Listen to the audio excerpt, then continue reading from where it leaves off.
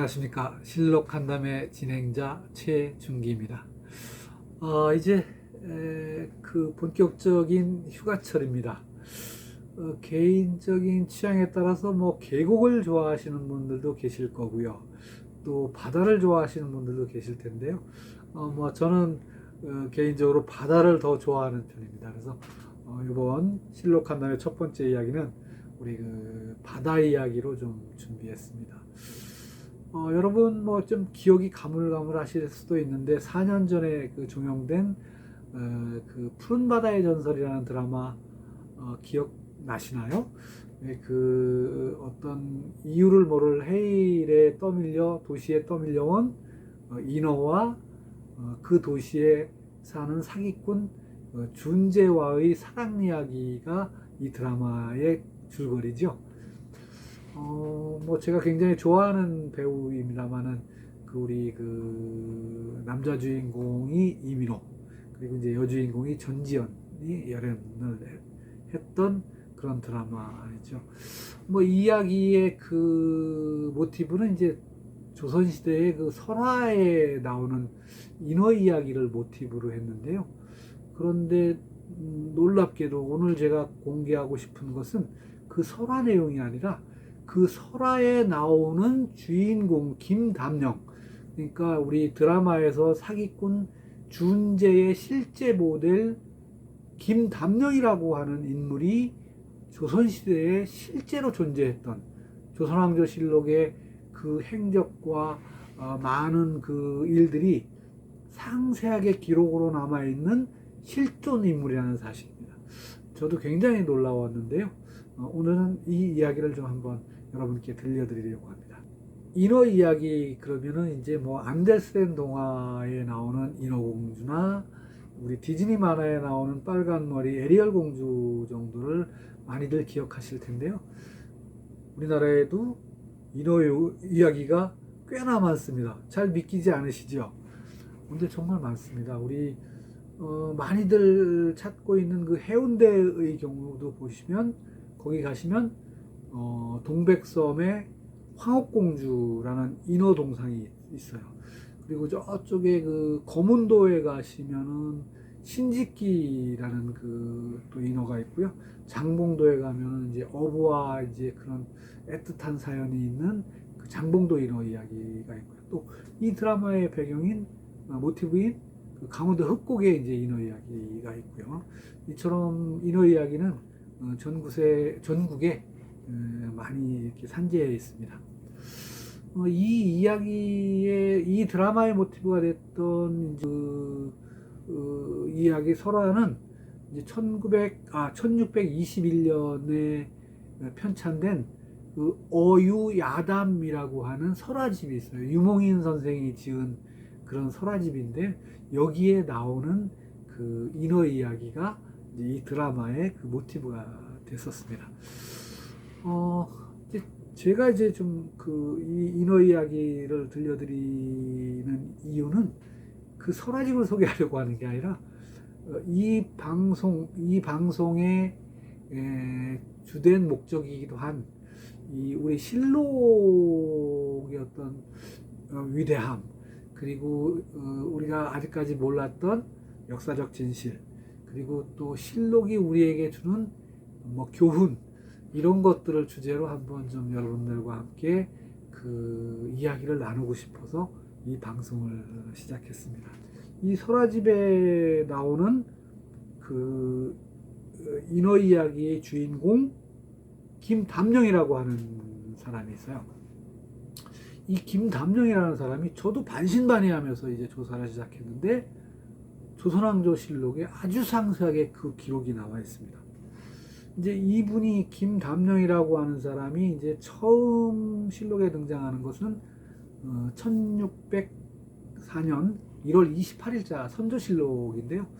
이제 김담령을 종유품 은율현감에 제수한다 이런 내용이에요. 그리고 한 1년쯤 지나면은 우리 김담령 선생께서 다시 한번 이제 그 실록에 등장을 하는데 오늘 제가 말씀드리고 싶은 본론이에요. 내용이 이렇습니다. 김담령은 성격이 용렬하고 지 업무는 하위직들에게 다 떠넘기고 정말 갑질의 원조이라. 백성들의 침탈은 끝이 없고 관고는 바닥이 나고 백성들의 원망이 하늘을 찌르고 마땅히 파직하여야 한다. 이렇게 보고를 합니다. 그래서 손조는 즉시 파직을 합니다. 그런데 놀랍게도 또 이 불사조처럼 3년 후에 광해군이 즉위하면서 어떤 배경인지는 모르겠으나 이 김담령이라는 인물이 1608년에 흡곡 현강에 부임을 합니다. 그 배경은 제가 미처 찾아내지는 못했습니다. 어쨌든 이 조선왕조실록에는 흡곡 현감으로 제수한다는 내용이 정확하게 기록되어 있습니다. 이 일화 이야기의 배경인 그 흡곡현은요, 강원도 안변군에 속해 있는 현이었습니다. 안변군 소속 현이긴 하지만 원산시에 더 가까웠어요. 원산시에 접해 있었고 28개 마을의 현 중에 28개 마을 중에서 한 5개 마을 정도가 바다에 접하고 있었습니다. 따라서 이 인어 이야기는 이 5개 마을 중에 한 마을에서 탄생한 거죠. 인어 이야기를 제가 좀 잘 소개를 못 드렸는데 조금만 더 소개를 드리겠습니다. 김담령이 이제 하루는 이제 그 관내에 최 씨라는 어부집에 머물게 됐는데 최 씨가 놀랍게도 이런 말을 합니다. 본인이 조업 중에 그 인어 6마리를 잡았는데 그물을 끌어올리는 과정에서 2마리가 죽고 지금 4마리를 기르고 있다. 4마리를 보관하고 있는데 뭐 이제 이 형편이 어려워서 기름을 좀 짜서 팔아야겠다. 지금 뭐 인어 기름은 뭐 부르는 게 값이다. 없어서 못 판다. 기름을 짜서 팔을 생각이다. 이 어디에 좋은지는 문헌에는 나타나 있지 않아요. 근데 제가 이제 인어 이야기를 이렇게 여러 군데서 채집하다 보니까 평양에 이제 그 늙은 기생 난간이라고 있었는데 이 늙은 기생 난간이 인어 기름을 사서 먹고 10대 후반에 젊음을 되찾았다라는 그 전설이 평양 지방에 전해져 내려온다는 거예요. 이런저런 것들로 봐서 이때도 그런 인어 기름이 아주 명약으로 이렇게 회춘을 하는 그런 명약으로 이렇게 알려져 있었던 모양이죠. 이거는 그냥 추론일 뿐입니다만은 어쨌든 그렇게 팔아먹겠다고 한 거예요. 그래서 김담령이 아주 노발대발하면서 빼앗아서 놓아주었더니 유유히 헤엄쳐 사라졌다는 기록이 우리 어유야담에 이렇게 전해지고 있습니다. 그런데 여기서 이제 주목할 일은 그렇게 악행을 일삼던 김담령이 실제로 그런 착한 일을 그런 그런 선한 짓을 선행을 했을까요? 좀 여러 가지 미스터리입니다. 좀 이해 안 가는 부분들인데요. 지금부터 한번 추론을 해볼까요? 제가 저를 아시는 분들은 좀 아는데 제가 반소설가입니다. 소설가. 지금부터 한번 추론해 보겠습니다. 첫 번째, 유몽인과 김담령. 그러니까 유몽인은 그 어유아담의 저자입니다. 어유아담의 저자 유몽인과 김담령은 절친이다. 그래서 미화시켜 죽었다. 두 번째, 김담령의 자작극이다. 세 번째, 원래 전해져 내려오던 전설에 김담령이 현감을 하면서 자기 이름으로 살짝 바꿔치기 했다.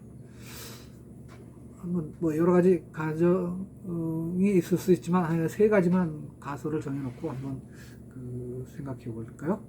첫 번째의 경우는 좀 시간적으로 좀 잘 안 맞습니다.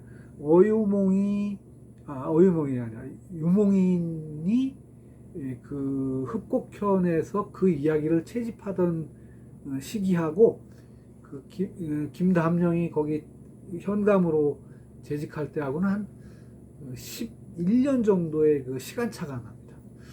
그리고 유몽인은 벼슬이 정삼품 승정원 우부승지였지만 외교 문장에 뛰어나고 외교에 뛰어나서 중국을 사신으로 3번씩이나 다녀온 그런 분이시고 사회가 엘리트 코스만 쭉 밟으신 분이기 때문에 그 지방 현감으로 이렇게 몇 군데 전전했던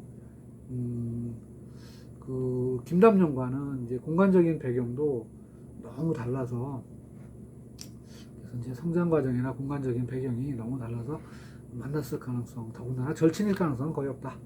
뭐 이거는 이제 정설일 것 같고요. 두 번째는 이제 그 자작극은 이제 저는 이제 개인적으로 여기에 좀 비중을 두고 싶은데 뭐 우리 기록에서 본 것처럼 뭐 한 일이 없잖아요. 막 그 악한 일 외에는 뭐 백성들 피 빨아먹고 뭐 이런 거 외에는 한 일이 없는 사람이기 때문에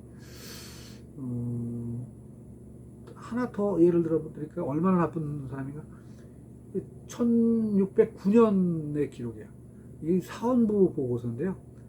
이 보고서에도 또 똑같아요. 사람이 난잡하고 부임하자마자 백성들의 재물을 수탈하고 집안 장례식이 있을 때는 흡곡현의 인마를 착출해서 저기 호남, 즉 고향까지 보내서 일을 시켰다.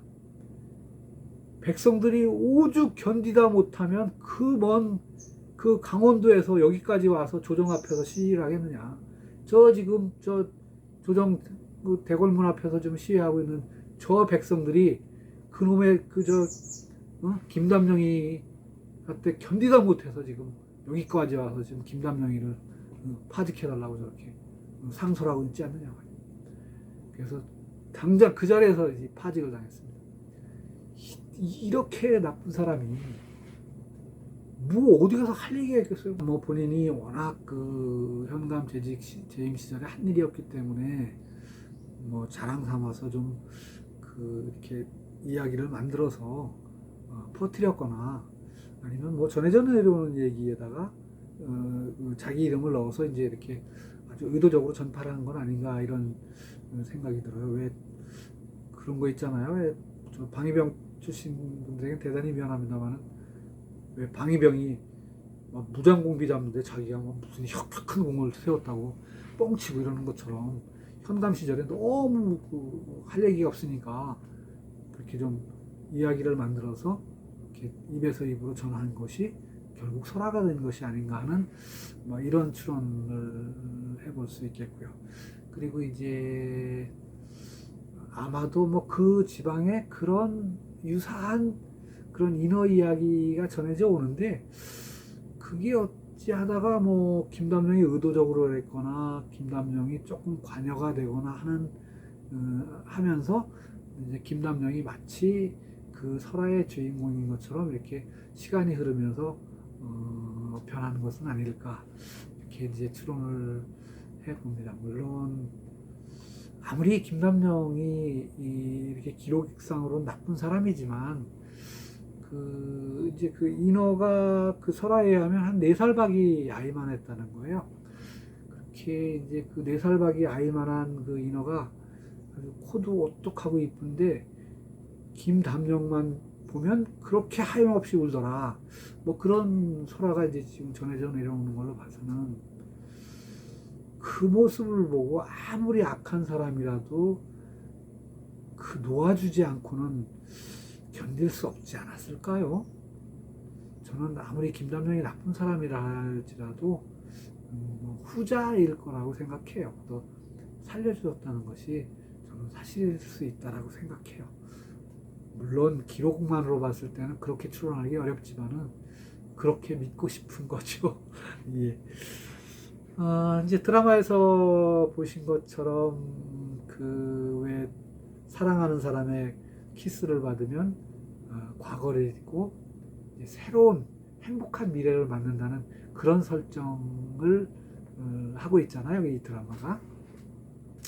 아마 그런 것처럼 우리도 좀 코로나로 고통받고 있는 이웃을 이해하고 사랑하고 우리가 좀 서로 이렇게 도우면 이제 좀 하루속히 그런 코로나를 극복하고 그런 소소한 일상의 행복을 되찾을 수 있으면 하는 바람에서 이런 이야기들을 좀 준비했습니다. 첫 시간이라서 좀 많이 좀 진행이 어색했을 텐데요. 이해해 주시고요. 앞으로 좀 좋은 얘기로 좀 보답드릴 테니까요. 구독자 버튼 한번 꾹 눌러주세요. 감사합니다.